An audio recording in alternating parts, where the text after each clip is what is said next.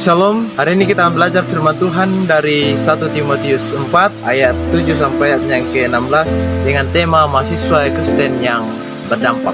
Saudara-saudara yang dikasihi Tuhan, merosotnya nilai-nilai moral dan etika yang terjadi dalam masyarakat, baik itu orang Kristen maupun non-Kristen, merupakan fenomena yang sedang terjadi akhir-akhir ini.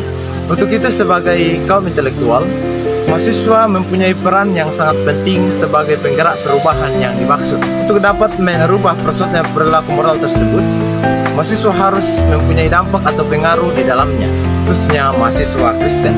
Mari kita perhatikan garam yang dimasukkan ke dalam air. Tidak peduli seberapa banyak air itu, pasti airnya akan terasa sangat asin.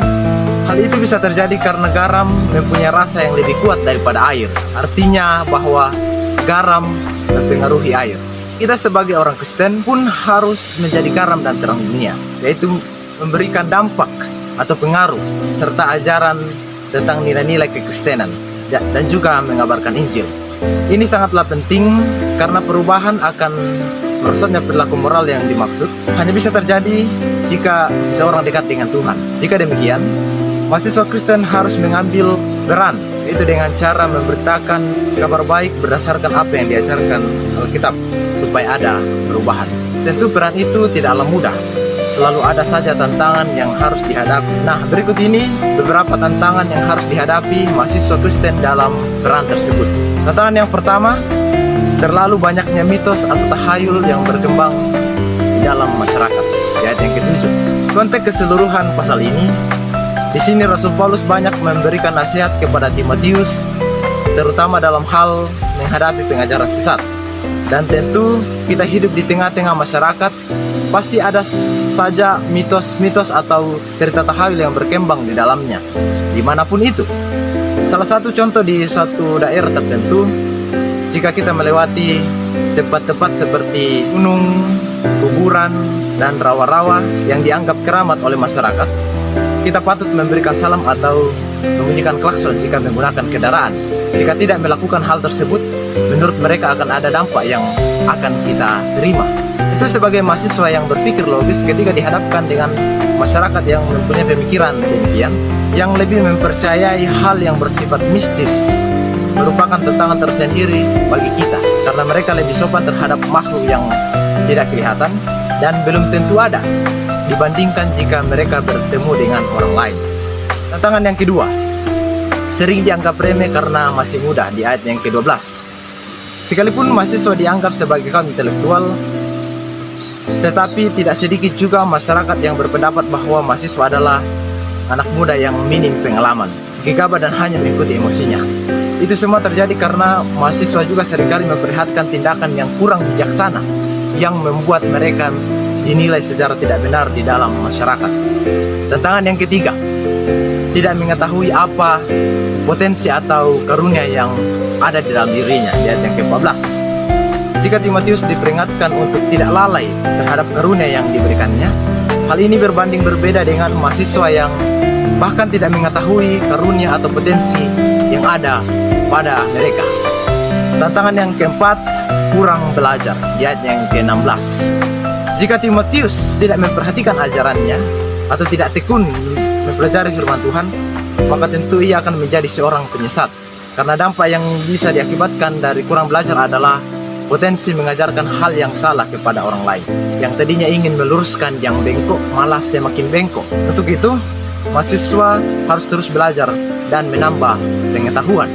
Nah, saudara-saudara yang sama dikasih Tuhan, itulah tantangan yang harus dihadapi mahasiswa dalam memberi dampak serta memberi perubahan di dalam masyarakat. Tiba saatnya kita membahas terkait apa yang harus dilakukan mahasiswa Kristen untuk memberi dampak terhadap merosotnya perilaku moral dalam masyarakat berdasarkan pembacaan kita hari ini. Yang pertama, memberitakan dan mengajarkan kebenaran. Ayat 7, di situ ada perintah melatih diri untuk beribadah. Lalu kemudian di ayat yang ke-8 dijelaskan tentang kegunaan atau pentingnya beribadah. Lalu kemudian di ayat 10 dijelaskan tentang alasan mereka bekerja keras untuk memberitakan Injil, karena ada harapan tentang keselamatan. Dari kedua hal ini, tentang melatih diri untuk beribadah dan memberitakan Injil, Rasul Paulus akhirnya memberikan penegasan di ayat yang ke-11, beritakanlah dan ajarkanlah semuanya itu. Jadi seorang mahasiswa Kristen harus mampu memberikan dorongan dan mengajarkan bagaimana pentingnya beribadah kepada orang lain. Karena ibadah sangatlah penting, yaitu mempererat hubungan kita dengan Tuhan dan juga sesama, memperkuat iman kita kepada Tuhan, dan di dalamnya diajarkan tentang bagaimana berbuat baik, dan bahkan mahasiswa bisa mengajarkan perbuatan baik itu kepada orang lain. Selain itu, mahasiswa juga harus mampu memberitakan Injil. Memberitakan Injil tidak selamanya harus mencari suatu momen untuk berbicara di depan banyak orang untuk memberitakan, tetapi bisa juga memberitakan melalui pribadi per pribadi dimanapun kita berada. Pada waktu kita di kampus, di pasar, atau nongkrong bersama dengan teman-teman dan ada peluang untuk memberitakan, maka beritakanlah. Intinya penginjilan harus dilakukan sebagai gaya hidup. Yang kedua, apa yang harus dilakukan mahasiswa Kristen untuk memberi dampak, yaitu menjadi teladan di ayat yang ke-12. Paulus berkata, jangan seorang pun menganggap engkau rendah. Di sini Paulus mengajak kita untuk membuktikan kepada orang bahwa kita layak untuk diperhitungkan walaupun kita masih muda. Buktikan bahwa kita harus menjadi teladan. Orang tidak akan percaya perkataan kita jika kita hanya omdo atau omong doang. Di dalam perkataan hendaknya kita menggunakan kata-kata yang membangun serta memotivasi orang lain. Selain menjadi teladan di dalam perkataan, dikatakan juga untuk menjadi teladan di dalam tingkah laku. Jangan berperilaku seperti seorang yang tidak pernah sekolah, tetapi sebaliknya, tunjukkanlah perilaku itu sebagai mahasiswa yang berilmu. Dan dikatakan juga untuk menjadi teladan dalam kasih kesetiaan. Jadi, mahasiswa Kristen harus benar-benar berbeda dari yang lainnya. Yang ketiga, apa yang harus dilakukan mahasiswa Kristen untuk memberi dampak, yaitu bertekun di dalam membaca Alkitab. Ayat 13, untuk dapat mengajarkan kebaikan itu kepada orang lain, seorang mahasiswa, khususnya mahasiswa Kristen, memerlukan Alkitab sebagai pedoman atau acuan yang dimiliki, yang memiliki standar kebenaran yang sesuai dengan nilai-nilai kekristenan. Jika seorang mahasiswa Kristen tidak membaca Alkitab, maka ia pasti tidak bisa melakukan kebaikan sesuai dengan firman Tuhan. Selain bertekun di dalam membaca Alkitab, kita juga harus mengajarkannya kepada orang lain. Supaya kebenaran itu tidak hanya kita sendiri yang mengetahuinya, maka perlu kita mengajarkannya kepada orang lain dan memotivasi mereka untuk membaca Alkitab, yaitu dengan cara mensosialisasikan kepada jemaat tentang pentingnya membaca Alkitab, serta membuat suatu gerakan cinta Alkitab. Semakin banyak orang Kristen membaca Alkitab, maka pengetahuan tentang kebenaran akan semakin jelas, dan tentunya perubahan pasti akan terjadi, khususnya secara moral. Poin yang keempat, apa yang harus dilakukan mahasiswa Kristen untuk memberi dampak, yaitu mempergunakan karunia atau potensi yang dimiliki. Ayat yang ke-14, karunia yang dimaksud ayat ini bisa dipahami baik sebagai jabatan yang diemban Timotius maupun kemampuannya dalam menjalankan jabatan itu. Setiap orang atau setiap mahasiswa pasti mempunyai potensinya masing-masing. Tentu itu adalah pemberian dari Tuhan. Jika karunia kita untuk bernyanyi, pergunakanlah karunia itu untuk memberkati orang lain. Jika karunia kita untuk mengajar, pergunakanlah karunia itu untuk mengajar orang lain. Jika karunia kita untuk berdebat atau berapologet, pergunakanlah karunia itu untuk meluruskan pandangan orang yang tidak paham tentang kekristenan.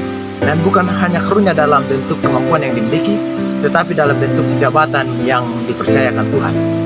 Jika setelah lulus dari kampus tempat kita kuliah dan ada yang menjadi dokter, maka pergunakanlah karunia atau jabatan itu untuk melayani orang lain. Jadi anggota dewan, maka pergunakanlah jabatan itu untuk melayani rakyat, serta tidak menyia-nyiakannya. Saudara-saudara dan rekan-rekan mahasiswa yang sampai kasih Tuhan, mari kita menerapkan keempat poin di atas untuk bisa menjadi teladan di tengah merosotnya perilaku moral di dalam masyarakat, yaitu memberitakan dan mengajarkan kebenaran, menjadi teladan, bertekun di dalam membaca Alkitab, mempergunakan karunia atau potensi yang dimiliki. Jika kita mampu untuk melakukan keempat poin di atas, maka percayalah akan ada perubahan di arah yang lebih baik. Tetapi tidak boleh hanya dilakukan sekali saja, tetapi harus terus-menerus dilakukan, yaitu dengan cara bertekun. Seperti yang dikatakan Paulus di akhir nasihatnya, bertekunlah dalam semuanya itu, di ayat yang ke-16.